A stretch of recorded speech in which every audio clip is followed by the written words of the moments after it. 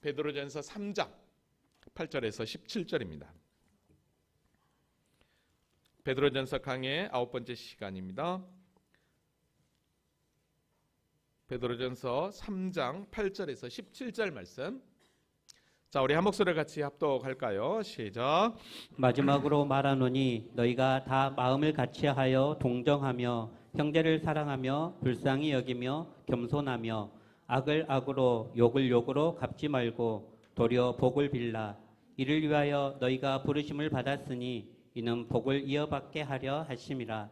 그러므로 생명을 사랑하고 좋은 날 보기를 원하는 자는 혀를 금하여 악한 말을 그치며 그 입술로 거짓을 말하지 말고 악에서 떠나 선을 행하고 화평을 구하며 그것을 따르라. 주의 눈은 의인을 향하시고 그의 귀는 의인의 간구에 기울이시되 주의 얼굴은 악행하는 자들을 대하시느니라 하였느니라. 또 너희가 열심으로 선을 행하면 누가 너희를 해하리요. 그러나 의를 위하여 고난을 받으면 복 있는 자니 그들이 두려워하는 것을 두려워하지 말며 근심하지 말고 너희 마음에 그리스도를 주를 삼아 거룩하게 하고 너희 속에 있는 소망에 관한 이유를 묻는 자에게는 대답할 것을 항상 준비하되 온유와 두려움으로 하고 선한 양심을 가지라. 이는 그리스도 안에 있는 너희의 선행을 욕하는 자들로 그 비방하는 일에 부끄러움을 당하게 하려 함이라. 선을 행함으로 고난받는 것이 하나님의 뜻일진데 악을 행함으로 고난받는 것보다 나으니라. 아멘. 할렐루야. 하나님 살아계십니다. 살아계신 하나님은 2025년 한 해에도 여전히 변함없는 사랑과 은혜로 우리에게 여호와 이레로 축복하시는 하나님이신 줄로 믿습니다. 벌써 1월 둘째 주가 되었는데요. 아무쪼록 새롭게 시작되는 2025년 한 해도 늘 주님과 동행하는 우리 모두가 될 수 있기를 다시 한 번 더 기도합니다. 자, 우리는 지금 계속해서 주일날 시간 말씀 신약성경의 공동서신을 함께 공부하고 있습니다. 특별히 공동서신을 공부하면서 그리스도의 삶이라는 큰 주제를 가지고 요한 1서부터 지금까지 달려왔는데요. 특별히 벌써 34번째 시간이 되었습니다. 특별히 오늘 본문은 수직적인 하나님과의 그런 인격적인 그런 관계도 중요하지만 그러나 수평적인 이웃과의 관계에서 참된 그리스도의 삶이 무엇인가, 그래서 정말 세상 속에서 그리스도인으로 산다라는 것은 어떤 삶인가를 오늘 함께 은혜를 나눠보려고 합니다. 특별히 우리가 지난 주에는 1월 첫 주 신년 감사 주일로 하나님의 교회가 표로 정한 말씀이 삶으로 삶은 예배로라는 이 표에 대해서 잠깐 은혜를 나눠 보았습니다. 특별히 이 표 주제의 말씀은 고린도후서 13장 5절 상반절이었죠. 너희는 믿음이 있는가? 너희 자신을 시험하고 너희 자신을 확증하라. 한번 같이 확증하라까지 같이 읽어볼까요? 시작. 너희는 믿음 안에 있는가? 너희 자신을 시험하고 너희 자신을 확증하라. 아멘. 이 말씀을 가지고 네 가지로 함께 은혜를 나눠봤는데, 먼저 너희가 믿음 안에 있는가? 이거는 우리가 이제 2월 달부터 시작되는 말씀 묵상 그리스도 중심 성경읽기 리딩 지저스와 새벽기도를 통해서 우리의 믿음을 늘 확인하는 시간을 갖자고 했습니다. 뿐만 아니라 너희 자신을 시험하고라고 했을 때는 정말로 우리가 말씀대로 우리가 동행하고 있는가, 우리 자신을 스스로 점검하자고 그랬죠. 그 다음에 너희 자신을 확증하라 했을 때는 내가 말씀대로 살아가고 있는지 감사의 일기를 써보자라고 그랬습니다. 자, 그러면서 이 모든 것들은 예배로 증명하기, 그래서 온전한 주일 성수와 11조 생활과 삶을 통한 예배를 통해 주님 앞에 더 가까이 가자라고 지난 시간은 올 한 해 표가 주는 의미를 함께 살펴보았습니다. 일주일 되었는데 기억하시죠? 네, 아멘. 감사합니다. 이쪽은 아멘을 안 하시네. 자, 오늘 본문으로 돌아오면 우리가 지난 이제 3장에서는 그리스도의 삶에 있어서 정말 삶으로 증명되는 예수의 삶이라는 주제를 가지고 가정 안에서의 삶을 잠깐 살펴보았습니다. 마지막 주 말씀 1년 전 말씀인데 기억하시려나 모르겠네요. 그죠? 1년 전 말씀인데 어떤 말씀했습니까? 먼저 아내들에게 이야기했죠. 아내들은 어떻게 하라고 그랬습니까? 믿지 않는, 그러니까 믿는 아내가 있다면 믿지 않는 남편들에게 순종하고 그랬습니다. 그리고 거룩한 삶을 통해 그의 정결한 행실로 남편을 구원할 수 있도록 믿음의 아내들에게 권면을 했습니다. 그러기 위해서는 세상적인 것들로 단장하지 말고 온유와 정숙한 마음을 가지고 내실 있는 아내가 되기를 원했습니다. 이렇게 말한 것은 다른 게 아니었죠. 앞서 믿음의 선배들, 선진들이 걸어갔던 그들의 삶을 우리에게 보여주었습니다. 그 대표적으로 아브라함의 아내 사라의 삶을 통해 그 아브라함을 남편을 주라고 고백하면서 순종하며 나아갔던 사라의 모습을 우리가 살펴보았죠. 여기서 끝나지 않고 이제 남편들에게도 이야기를 했습니다. 남편들은 지식에 따라 너희 아내와 동거하고 그랬습니다. 지식에 따라 너희 아내와 동거한다는 것은 무엇이었습니까? 육체적인 아내로 사랑하지 말고 정말로 자기 아내를 말씀으로 귀히 여기라는 거였죠. 그래서 그 아내를 더 연약한 그릇이고 또 생명의 은혜를 함께 이어받을 자, 즉 영원한 천국을 함께 나아가는 영원한 동반자라는 사실을 기억하고 아내들을 귀히 여기라고 그랬습니다. 2025년을 시작하면서 사랑하는 남편들이요, 사랑하는 아내들이요, 더 귀히 여기시고 더 사랑하시기 바랍니다. 아멘. 아멘. 부부끼리 앉아 계신 분들은 한번 눈을 한번 마주치시면서 한번 해보시겠습니까? 어디 한번 눈을 한번 마주치시면서 아이고 감사합니다. 제가 방금 이렇게 딱 했는데요. 어떤 일이 있었냐면 우리 저기 한양동 권사님이 나 좀 봐. 나 좀 봐 그래요. 나 좀 봐. 그러셨어요. 왜 이렇게 해야 되냐면 기도가 막히지 않기 때문에. 가정의 기도가 막혀버리면, 감사가 막혀버리면 삶이 막혀버리거든. 그러면 안 된다라는 거죠. 그래서 가정 안에서도 참된 그리스도의 삶을 멋지게 살아내자라고 그렇게 이야기했습니다. 자, 이제 오늘 본문으로 와서는 이렇게 가정에서뿐만 아니라 우리가 교회에서뿐만 아니라 교회 밖에서 수평적인 이웃과의 관계에서 진짜 그리스도인으로 산다라는 것. 그래서 세상 속에서 그리스도인으로 산다는 게 도대체 뭔가, 얼마나 중요한가. 그 삶을 오늘 본문을 통해서 제시하고 있는 초대교회 성도들에게 보낸 베드로 사도의 이 편지 가운데 어떤 의문을 우리에게 던지고 있는지 한번 말씀을 한번 공부해 보도록 하겠습니다. 자, 그러면 한 절 한 절 같이 한번 말씀을 한번 봐볼까요? 자, 8절 9절 다 같이 한번 읽어보겠습니다. 자, 시작. 마지막으로 말하노니 너희가 다 마음을 같이하여 동정하며 형제를 사랑하며 불쌍히 여기며 겸손하며 악을 악으로 욕을 욕으로 갚지 말고 도리어 복을 빌라. 이를 위하여 너희가 부르심을 받았으니 이는 복을 이어받게 하려 하심이라. 아멘. 자, 마지막으로 말하노니 이거는 이제 편지를 결론 내는 게 아니라 여러분 2장부터 어떤 말씀이 있었냐면 국가 간의 그 위정자들에 대한 순종, 그 다음에 또 주인과 종과의 관계에서의 순종, 그리고 그러면서 예수님의 순종의 모습을 2장에서 보였고, 그 다음에 조금 전에 3장 1절에서 7절까지 아내와 남편에 관련된 그 부분을 그러니까 정리하면서라는 것. 그러니까 2장 전체와 3장 1절부터 7절까지 그 내용을 정리하면서 내가 이렇게 너희에게 이야기한다라고 얘기하는 거예요. 그러니까 순종의 삶을 이야기하면서 이렇게 마무리를 하는데 뭐라고 얘기하냐면 실제적인 일상적인 삶에서 이제는 너희가 순종의 자녀가 되었다면 이런 삶을 살아야 된다라고 5가지로 주문을 합니다. 그게 뭐냐면 잘 보세요. 너희가 다 같은 마음을 하여, 첫 번째 동정하며, 두 번째 형제를 사랑하며, 세 번째 불쌍히 여기며, 네 번째 겸손하며, 다섯 번째 이렇게 5가지로 요구를 합니다. 자, 그런데요, 이렇게 5가지를 요구하기 전에 왜 우리가 이렇게 해야 되는가, 그 이유를 9절 하반절에 이야기를 해요.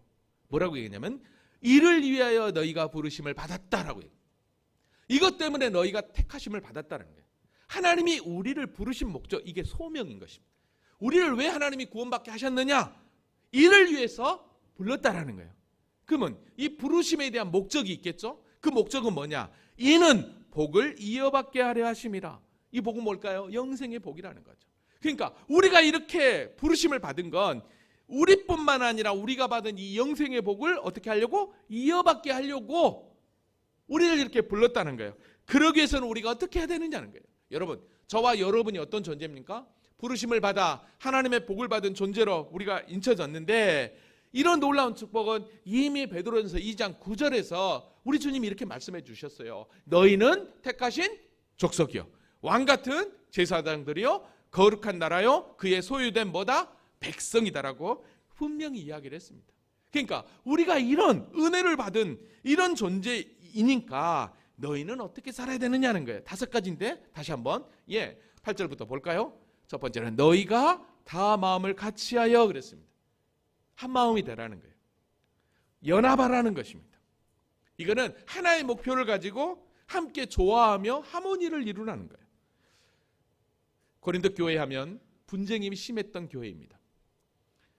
사도 바울이 고린도 교회를 향해서 편지를 쓰면서 분쟁 때문에 고생하는 그 고린도 교회를 향해서 이렇게 권면했던 것을 우리는 고린도 1장 10절에서 봅니다. 형제들아, 내가 우리 주 예수 그리스도의 이름으로 너희를 권하노니 모두가 같은 말을 하고 너희 가운데 분쟁이 없이 같은 마음과 같은 뜻으로 온전히 합하라라고 그랬어요.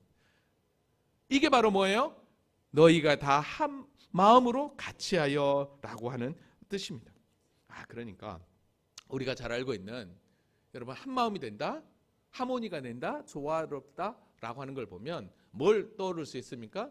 오케스트라를 우리가 떠오르게 되죠. 수많은 악기들이 있습니다. 그러나 각자 다 특색 있게 자기의 소리를 냅니다. 그런데 놀라운 사실은 연주가 시작이 되면 하나의 하모니를 이루게 되는 거죠. 교회도 마찬가지입니다. 교회도 다 생각이 다르고 다 성격이 다른 성도들이 다 모였습니다. 근데 동일하게 한 하모니, 한 연합을 이룰 때 어떻게 합니까? 하나님의 영광을 위해서 귀하게 가게 된다는 거죠. 부부도 마찬가지인 거죠.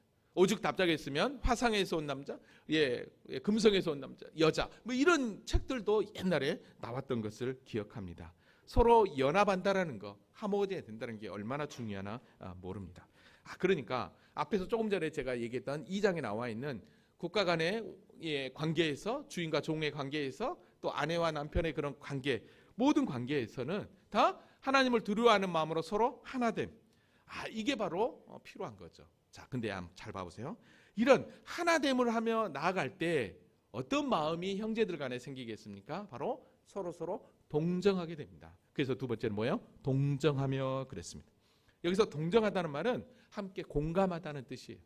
옛날에는 체휼하다는 그런 뜻이 있어요. 여러분, 예수님께서 친히 우리의 연약함을 체휼하셨다, 동정하셨다라고 히브리서에 보면 분명하게 우리에게 이야기를 합니다. 우리에게 있는 대제사장은 우리의 연약함을 동정하지 못하실 리가 아니요라고 해요. 우리의 마음을 그대로 다 이해하셨다라는 거죠. 여러분, 서로 공감했다라는 것입니다. 여러분, 상대방의 마음을 공감한다, 동정한다, 이해한다, 그것처럼 사실 위로와 큰 힘은 없다고 생각합니다. 그래서 형제가 아파하고 괴로워할 때, 그 다음에 또 기뻐할 때 우리가 함께 가서 기쁨을 나눠주고 함께 가서 울어주는 것, 그런 위로가 얼마나 우리에게 필요하나 몰라요. 여러분, 이렇게 서로가 서로를 향해서 동정하고 공감하면 어떻게 되겠습니까? 자동적으로 거기서 형제애가 발생하는 것입니다. 그러니까 그 다음에 무엇입니까? 형제를 사랑하며 라고 여기서 분명하게 이야기하고 있는 것입니다. 여러분, 형제를 사랑한다? 이 사랑은요, 그런 인간적인 그런 사랑이 아니라 하나님께서 우리에게 베푸신 그 사랑으로 형제를 사랑하게 되는 것입니다. 그러면 형제를 사랑하게 되면 자동적으로 어떻게 되겠습니까? 연약한 형제를 불쌍히 여기게 되는 것이죠. 그래서 불쌍히 여기며라고 이야기를 합니다. 여기서 불쌍히 여긴다는 것은 궁휼한 마음이죠. 여러분, 이 궁휼한 마음은 우리 주님의 마음이었다는 거 아십니까? 그래서 마태복음 9장 36절에 보면 우리 주님께서 무리를 보시고 불쌍히 여기시니 이는 그들이 목자 없는 양과 같이 고생하며 기진함이라 라고 그랬어요. 우리 주님은 그를 따르는 무리를 볼 때 늘 궁일이 여겼습니다. 그렇기 때문에 궁일이 여겼기 때문에 그들의 필요를 늘 우리 주님께서 채워주셨던 것을 봅니다. 여러분, 그러니까요, 잘 보세요. 마음이 하나가 되죠. 그리고 동정하게 되죠. 그리고 사랑이 넘치게 되죠. 궁일의 마음, 불쌍의 마음을 갖게 되면 그 사람의 마음 상태는 어떻게 될까요? 겸손하게 되는 것입니다. 그래서 겸손하며 그랬어요. 여러분, 죄인을 향한 하나님의 은혜를 경험한 자들은 내가 어떤 존재인지를 알기 때문에 사실 겸손하게 되는 것입니다. 자, 이렇게 우리 주님께서 지금 이 베드로 사도를 통해서 5가지로 그리스도의 삶을 살아가는 데 있어서 이야기를 했어요. 첫 번째 뭐라고요? 마음을 같이하여. 두 번째 동정하며, 형제를 사랑하며, 불쌍히 여기며, 겸손하며 그랬어요. 근데요, 이 모습을 잘 보면 사실 우리 안에 이런 모습이 있습니까? 사실 없었어요. 사실 이 모습은 온전히 우리 주님으로만 발견될 수 있는 모습이었어요. 그래서 사도 바울은 빌립보서 2장 6절에 이렇게 이야기했어요. 다 같이 한번 읽어볼까요? 자, 시작. 그는 근본 하나님의 본체시나 하나님과 동등됨을 취할 것으로 여기지 아니하시고 오히려 자기를 비워 종의 형체를 가지사 사람들과 같이 되셨고 사람의 모양으로 나타나사 자기를 낮추시고 죽기까지 복종하셨으니 곧 십자가에 죽으심이라. 아멘. 오늘 8절 말씀이 여기 다 들어있는 거예요. 그러니까 우리가 하나님의 교회로 성도로 부르심을 받아서 우리가 분명하게 그 소명과 그 목적을 이루기 위해서는 다른 게 아니에요. 서로 하나 되고 서로 연합해서 공감해서 사랑해서 궁일한 마음과 겸손으로 나아갈 때, 다른 얘기로 말하면 진짜 그리스도를 닮아가면 결국은 어떻게 합니까? 주님의 영광을 드릴 수 있다는 거예요. 그러니까 오늘 설교 주제처럼 우리가 세상에서 그리스도에 산다라는 것은 방금 8절에서 얘기했던 이 내용을 잃어버려도 나를 구원하신, 나에게 은혜를 베푸신 그 예수만 닮아가면, 그 예수를 따라가면 자동적으로 어떻게 합니까? 우리는 세상에서의 참된 그리스도인의 삶을 멋지게 살아내게 될 줄로 믿습니다. 아멘입니까? 이렇게 삶을 살기 위해서는 어떻게 해야 되느냐? 그게 바로 오늘 본문 이제 9절입니다. 9절. 악을 악으로, 욕을 욕으로 갚지 말고 도리어 복을 빌라. 이게 말이 돼요? 나한테 악을 대하는 사람에게 악으로 대해야죠. 안 그래요? 욕하는 사람에게 같이 욕해야죠. 그죠? 이게 세상의 방법이에요. 근데 뭐래요? 갚지 말아요. 그러면서 뭐래요? 도리어 뭐래요? 복을 빌라 그래요. 이를 위하여 부르심을 받았다니까요. 이런 삶이 복을 이어가는 삶이라는 거예요. 여러분, 근데요, 이 말씀은요 베드로 사도만 한 게 아니에요. 이미 우리 주님께서 산상수훈에서 이미 말씀했어요. 또 눈은 눈으로 이는 이으로 갚으라 하였다는 것을 너희가 들었으나 나는 너희에게 이르노니 악한 자를 대적하지 말라. 누구든지 내 오른편 뺨을 치거든 왼편도 돌려대며 또 내 이웃을 사랑하고 내 원수를 미워하라 하였다는 것을 너희가 들었으나 나는 너희에게 이르노니 너희 원수를 사랑하며 너희를 박해하는 자를 위하여 뭐하라? 기도하라. 복을 빌라. 우리 주님도 그랬어요. 근데요 사도 바울도 동일하게 이런 말씀을 했더라고요. 로마서에서 아무에게도 악을 악으로 갚지 말고 모든 사람에게 선한 일을 도마라. 할 수 있거든 너희로서 모든 사람과 더불어 뭐하라? 화목해라. 그러니까 예수님도 이렇게 말씀하셨죠. 복음을 전하는 사도들도 이렇게 동일하게 말씀하셨죠. 라고 한다면 진짜 그리스도의 삶이 무엇인지를 우리가 분별하게 되는 것입니다. 사랑하는 성도 여러분, 사실 나를 향해서 욕하고 저주하는 자를 향해 복을 빈다? 글쎄요. 여러분, 이거에 대해서 우리가 1세기 초대교회로 한번 가봅시다.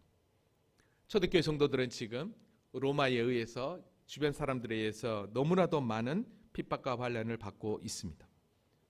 근데 그를 향해서 욕하지 마. 너. 그 다음에 또 악을 악으로 갚지 마. 그리고 복을 빌어. 라는 이야기를 들었을 때 어떻게 했냐는 거예요. 분명히 반응이 나타났을 거예요. 무슨 소리냐는 거예요. 우리도 동일하게 해야 되지 않느냐는 거예요. 아마 저 같았으면 그랬을 것 같아요. 못하겠다고. 근데 그렇게 하라는 거예요. 왜요? 이를 위하여 너희가 부르심, 택함을 받았다는 거예요. 그러니까 예수 믿는 것은 세상 사람들과 우리 주님은 달라야 된다는 거죠. 한마디로 얘기하면. 구별된 삶, 거룩한 삶을 살아야 된다는 거예요. 왜? 우리는 복, 영원한 생명을 유업으로 받은 존재이기 때문에. 저와 여러분이 힘들어도 그리스도인이라면 이 길을 걸어가야 될 줄로 믿습니다. 그래서 그리스도인의 삶은 영생과 즉 거룩, 구별된 삶이 함께 가는 것입니다. 왜냐하면 10절에 보니까 이렇게 얘기합니다. 그러므로 생명을 사랑하고 좋은 날 보기를 원하는 자는, 그랬어요. 여러분, 생명을 사랑하고 좋은 날 보기를 원하는 자, 이게 바로 저와 여러분 아닙니까? 이게 바로 구원받은 영원한 생명을 얻은 하나님의 택함 받은 자녀들이라는 거죠. 자는 혀를 금하여 악한 말을 그치고 그 입술에 거짓말을 하지 말고 악에서 떠나 선을 행하고 화평을 구하며 그것을 따르라라고 얘기합니다. 여러분, 근데요, 여러분의 성경에 보면 거기에 잠깐 이 말씀이 어디서 인용됐다라고 나옵니다. 여러분, 이 말씀은 어디서 인용됐냐면 시편 말씀을 인용하고 있어요. 시편 34편에 나온 말씀이거든요. 근데 34편 말씀을 그대로 사도 베드로가 지금 끌고 왔어요. 근데 이 34편 표제를 보면 어떤 표제냐면, 다윗이 아말렉 그 앞에서 그 미친 채 하다가 쫓겨나가지고 지은 시라고 이렇게 나와요. 여러분, 이 34편 이 표제가 그렇다고 한다면 이 상황은 어떤 상황이냐면, 다윗이 사울을 피해서 계속 도망 다니다가 어쩔 수 없이 블레셋 땅에 가거든요. 근데 다윗이 골리앗을 죽인 줄 알고 거기서 사람들이 아는 거예요. 그러니까 거기서 지혜를 발휘해서 미친 채 하면서 거기서 위기에서 빠져나옵니다. 그러면서 그가 하나님 앞에 나와서 감사의 고백을 하면서 쓴 시가 뭐냐면 시편 34편이에요. 근데 이 34편 여기서 뭐라고 얘기하냐면, 사실 자기도 죽을 수 있는 상황이잖아요. 그럼에도 불구하고 여기서 그 얘기를 하는 거예요. 혀를 악에서 금하여 내 입술을 거짓말에서 금하고 악을 버리고 선을 행하여 화평을 따르라는 거예요. 그러니까 오늘 본문에서 얘기한 것처럼 악에서 떠나 선을 행하고 화평을 구하라고 하는 것은, 너가 그 어떤 상황, 어떤 위기에 있더라도 너의 존재는 생명을 사랑하고 좋은 날 보기를 원하는 자이니까 그렇게 하라는 거죠. 왜냐하면 이렇게 행할 때 하나님은 가만히 있지 않다는 거예요. 그게 오늘 12절 말씀에 보면, 주의 노는 의인을 향하고 그에게는 의인의 간구에 기울이시며 주의 얼굴은 악행하는 자들을 대하시느니라. 여러분, 이 말씀도 시편 34편 말씀 그대로 이어진 말씀이거든요. 그대로 말씀하거든요. 다윗이 친히 이거를 경험했기 때문에 이거를 고백했거든요. 그러니까 베드로 사도도 다윗이 경험한 그 하나님, 우리를 여기까지 이끄신, 우리에게 영원한 생명을 주신 그 하나님, 그 은혜를 우리가 어떻게 붙잡아야 될 것인가? 다윗이 경험했던 그 고난의 그 터널을 지나는 상황이 우리에게 찾아온다 할지라도 우리는 어떻게 하라는 거예요? 여호와의 노는 의인을 향하고 그에게는 그의 부르짖음에 기울인다라는 거. 그 하나님을 붙잡으라는 거죠. 그 하나님을 붙잡으라는 거죠.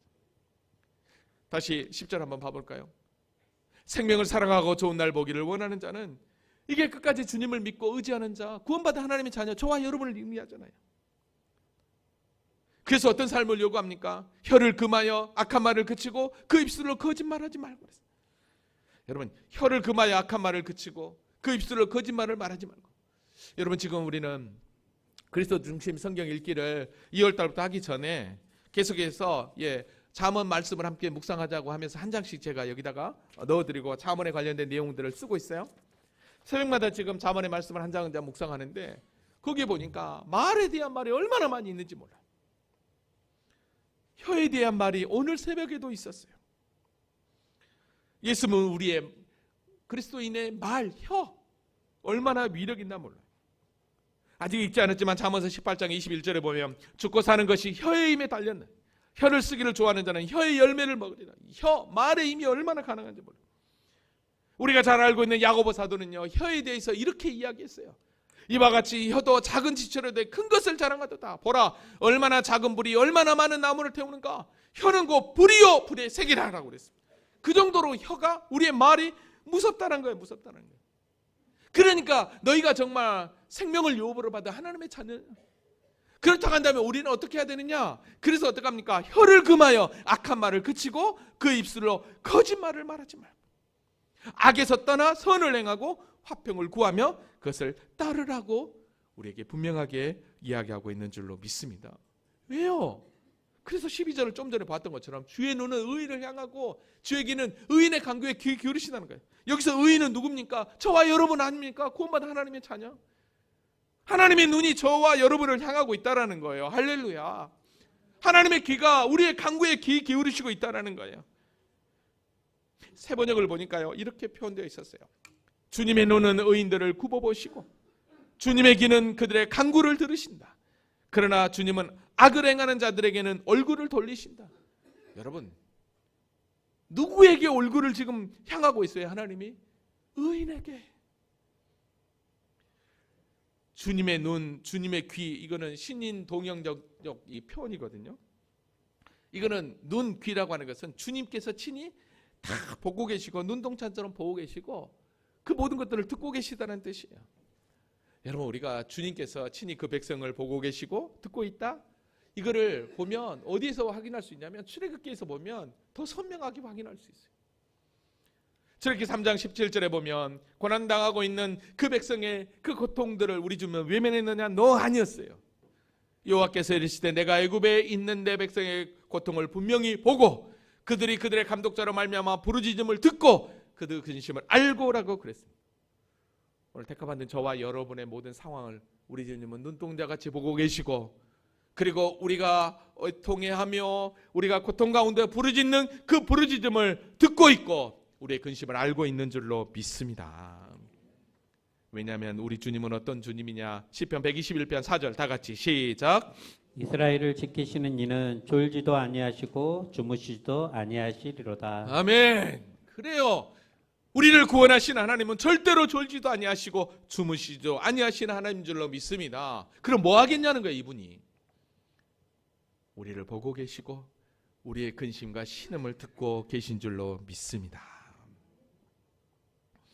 그래서 저와 여러분이 힘들고 어려워도 우리를 향해 악을 행하는 자들을 향해서 대적하지 말고 끝까지 참고 믿음 가운데 나가는 거예요. 왜냐하면 그 모든 것들은 나중에 하나님께서 공의의 심판장에 맡기는 거예요. 그래서 오늘 보면 12절 하반절에 보면 악행하는 자들을 대하시느니라 얼굴을 돌린다고 했잖아요. 이거는 심판의 분노를 상징해요. 내가 고개 돌려버리겠다. 그러면 이미 그들은 심판인 거죠. 우리가 끝까지 믿음을 잃지 않고 전진해야 될 것은, 우리가 이렇게 고통당하잖아요. 그러나 하나님은 결코 우리를 외면하지 않아요. 왜냐하면 전국에는 우리의 그 연약한 모든 것들을 다 신원해 준다라고 성경은 분명히 데살로니가전서 4장 6절에 이야기하고 있는 것을 보게 됩니다. 그래서 저와 여러분이 이 은혜 앞에서 어떻게 전진해야 되느냐? 여러분, 오늘 보면 13절입니다. 또 너희가 열심으로 선을 행하면 누가 너희를 해양하리요? 라고 그랬어요. 우리가 열심으로 믿음의 길을 가면 그 누구도 우리를 해할 수 없다라는 거예요. 근데 여기서 보십시오. 누가 너희를 해하리요 했지만 사실 해할 수 있어요. 그러나 여기서 누가 너희를 해하리요, 여기에는 우리의 영혼만큼은, 우리의 구원만큼은 아무도 건들 수 없다라는 거예요. 할렐루야. 초대교회에서 예수 믿는 성도들을 향해서 뭐라고 세상 사람들이 비웃었냐면, 베드로전서 2장 12절에 보면 너희를 악행한다고 비방하는 자들에 대해서 악행한다라고 그랬어요. 그리스도인들은 자기들만 모여가지고 자기들끼리만 쏙닥거리고 자기들끼리만 모여 살고, 그 다음에 법도 잘 지키지도 않고 또 성찬을 행하면서 자기들끼리만 뭐 연합한다고 하는 뭐 살을 먹었네 뭐네 막 그런 이상한 말들을 들으면서 비방을 많이 했거든요. 근데 그렇게 비방한다 할지라도 너희가 열심으로 선을 행하면, 그 어떤 세상으로부터 이런 핍박과 공격을 당해도 끝까지 믿음을 지키면 누가 너희를 해하리요, 이 말이에요. 그래서 14절에 이렇게 얘기합니다. 그러나 의를 위하여 고난을 받으면 복이 있는 자니. 그것 때문에, 예수 믿는 것 때문에 고난을 받으면 뭐요? 복이 있는 자니. 그들이 두려워하는 것을 두려워하지 말고 근심하지 말고 라고 이야기를 합니다. 그렇습니다. 말씀대로 살아갈 때 고난이 오면 그것이 복이라는 사실을 기억하시기 바랍니다. 그래서 우리 주님도 산상수훈에서 의를 위하여 박해받는 자는 복이 나니 천국의 자의 것이다 라고 여기서 분명하게 이야기를 했습니다. 의를 위하여 고난을 받으면 복이 있다니. 그들이 두려워할 것을 두려워하지 말고, 여기서 그들은 무엇입니까? 우리를 비방하고 손가락질하는 자들입니다. 비록 하나님이 즉각적으로 이 상황에서 개입하지 않는다 할지라도 여러분, 저와 여러분의 영혼은 그 누구도 건들 수 없다라는 거예요. 아멘입니까? 그래서 믿음의 길을 걷는 것입니다. 그래서 오히려 어떻게 하라고 얘기합니까? 15절 너희 마음에 그리스도를 주로 삼아 거룩하게 하고. 여러분, 그리스도를 주로 삼았다면, 주님을 끝까지 주님으로 모신다면 어떻게 해요? 거룩하게 하고라고 그랬어요. 구별된 삶을 살아는 거예요. 분명하게 구별된 삶을 살아는 거예요. 여러분, 그렇다 보면 어떤 일이 발생하느냐 보세요. 너희 속에 있는 소망에 관한 이유를 묻는 자에게는 대답할 것을 항상 준비하되 온유와 두려움을 하고. 여기서 잘 보세요. 너희 속에 있는 소망에 관한 이유를 묻는 자들에게 대답할 것을 항상 준비하라. 여러분, 이게 무슨 얘기냐? 우리가 그리스도를 주로 삼아 영원한 천국을 구원 삼아 믿음으로 달려가요.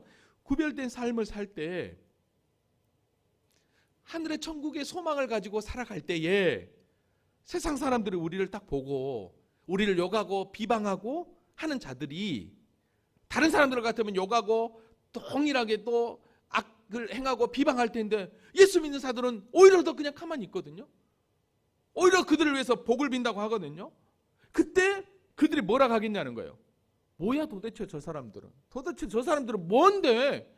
왜 우리가 그렇게 비방하고 핍박을 해도 아무 소리 않고 저렇게 잠잠히 있지? 저게 도대체 뭐 하는 거야? 그랬을 때 어떻게 하겠습니까? 맞아, 저들은 믿는 하나님, 저들이 믿는 예수, 그들은 구원받은 영원한 천국 백성이라고 자기들이 자부하면서 믿음으로 가지. 그러니까 그거에 대해서 자동적으로 어떻게 합니까? 궁금해한다라는 거예요. 여러분, 이 모습은 아까 우리가 잠깐 살펴보았지만 아내의 모습에서 살펴볼 수 있었잖아요. 아내가 거룩함과 정직한 그 행실함을 바로 보면 믿지 않는 아내가, 남편들이 말로 말미암아 구원받는 게 아니라 그 아내의 행실을 보면서 구원의 길을 이끌으신다고 말씀하고 있잖아요. 세상도 마찬가지라는 거예요. 세상도 마찬가지라는 거예요. 그래서 어떡합니까? 온유와 두려움으로 늘 복음에 대한, 말씀에 대한 그걸 늘 준비하고 있으라는 거예요. 그래서 언젠가는 우리가 정말 자기들이 죄악들이 드러나게 되고 자기가 실수했다라고 하는 그 상황이 이르렀을 때 우리에게 와서 물어본다면 도대체 너 뭐 때문에 그러느냐라고 했을 때 항상 소망에 대해서 준비하고 있으라는 거예요. 그래서 저와 여러분 늘 말씀 가운데 천국에 대한, 복음에 대한, 구원에 대한 참된 진리를 바로 준비하고 있어서 자신 있게 얘기할 수 있어요. 너가 그렇게 나를 향해서 욕을 하고 비방하고 나를 향해 손가락질해도 내가 믿는 예수는 그러지 않아. 나는 영원한 천국 백성이 되어 진짜 영원한 천국을 사는 자들은 그렇게 살지 않아. 그러면서 어떻게 합니까? 천국을 증거하게 되는 거예요. 바로 여기서 이 말씀을 하고 있는 것입니다. 아멘입니까? 아멘이요. 16절 말씀 봅시다. 선한 양심을 가지라. 이는 그리스도 안에 있는 너희의 선행을 욕하는 자들로 그 비방하는 일에 부끄러움을 당하게 하려 함이라. 똑같은 말이죠. 우리가 열심을 다해서 선한 양심을 가지며, 여러분 여기서 선한 양심은 하나님에 있어 변화된 우리의 마음을 이야기합니다. 근데 이 마음은 우리에게 어떻게 찾아왔느냐? 바로 예수 그리스도를 통해서 우리를 깨끗하게 했기 때문에 우리가 어떻게 합니까? 거룩한 선한 양심을 소유하게 되었어요. 바로 이런 존재가 되었기 때문에 우리는 어떻게 합니까? 너희를 선행을 욕하는 자들로 그 비방하는 일에 부끄러움을 당하게 하는 일들이 있다 할지라도 참고 인내하라고 이야기를 합니다. 여러분, 양심이라는 게 있습니다. 세상 사람들은 그 양심이라는 것을 잃어버리고 자기 뜻대로 날려나갑니다. 근데 세상을 향해서 양심은 이거야, 이게 맞아 라고 진짜 모습을 보일 사람이 누굴까요? 어떤 사람이 분명하게 삶을 통해서 삶은 이거야, 이게 진짜 세상을 이기는 삶이야, 세상을 승리하는 삶이야 라고 보여주는 모델이 누구겠냐는 거예요. 세상 사람들일까요? 아니에요. 바로 그리스도인들인 거죠. 그래서 그리스도인들은 정말 귀하게 사는 거예요. 일부 바르지 못한 교인들과 목회자들 때문에 지금 교회가, 그리스도인들이 손가락질 당하고 욕을 먹고 있지만, 그러나 그들은 그런다 할지라도 말씀에 대해서, 복음에 대해서, 하나님의 은혜에 대해서 잘 알고 있고 참된 믿음의 길을 안다면, 저와 여러분만이라도 참된 믿음의 길을 가면 우리 주변에 있는 자들이 우리가 그렇게 행하는 모습을 보면서 자신들의 그 양심을 건드려서 그들도 동일하게 이게 맞는 삶이구나, 이게 잘못됐구나 라고 깨닫게 되는 은혜가 우리 가운데 있을 줄로 믿습니다. 그래서 17절에 이렇게 얘기합니다. 선을 행함으로 고난받는 것이 하나님의 뜻일진데 악을 행함으로 고난받는 것보다 나으니라. 여러분, 우리가 악을 행해서 고난받는 건 당연한 거죠. 그러나 하나님의 뜻대로 당하는 고난은 오히려 더 그것이 영광이 될 수 있다라는 것입니다. 여러분, 초대교회 성도들에게 이 말이 얼마나 위로가 됐을지, 지금도 그 고난 가운데 있는 성도들에게 얼마나 큰 힘이 됐을지, 오늘 저와 여러분의 삶 가운데 동일한 은혜가 밀려오기를 주님의 이름으로 기도합니다. 말씀을 정리합니다. 사랑하는 성도 여러분, 우리가 예수 그리스도를 믿다 보면 원치 않게 세상과 충돌할 때가 있습니다. 그러나 세상과 충돌할 때 우리는 어떻게 해야 될 것인가? 거기서 진짜 그리스도인이 어떤 그리스도인인지를 여기서 분명하게 드러냅니다. 그러기에 삶으로 저와 여러분이 온전하게 그리스도인의 모습으로 나타내기를 원합니다. 그러기 위해서는 악을 악으로 욕을 욕으로 갖지 말고 오히려 복을 빌며 화평을 구하는 저와 여러분이 될 수 있기를 원합니다. 그러기 위해서는 먼저 서로 하나가 되고, 그리고 서로 동정하며, 또 사랑하며, 또 불쌍히 여기며, 또 어머 다시 해야 되겠네. 겸손하며, 할렐루야, 기잖아요. 8절 말씀 다시 서로 뭐하고? 하나가 되고 좋아하고, 그 다음에 좋아했으면 어떻게? 서로 동정하고, 그 다음에 동정했으면 서로 사랑하고, 사랑했으면 서로 불쌍히 여기고, 그리고 겸손하고. 그 삶을 통해 진짜 무너져버린 교회의 이 영광을 저와 여러분을 통해서 회복이 되고 또 하나님의 나라가 확장되는 그런 축복이 2025년 한 해 우리에게 풍성하게 임하기를 원합니다. 할렐루야, 아멘. 우리 다 같이 자리에서 일어나시겠습니다. 우리 괴로울 때 주님의 얼굴 보라 이 찬양 함께 고백하면서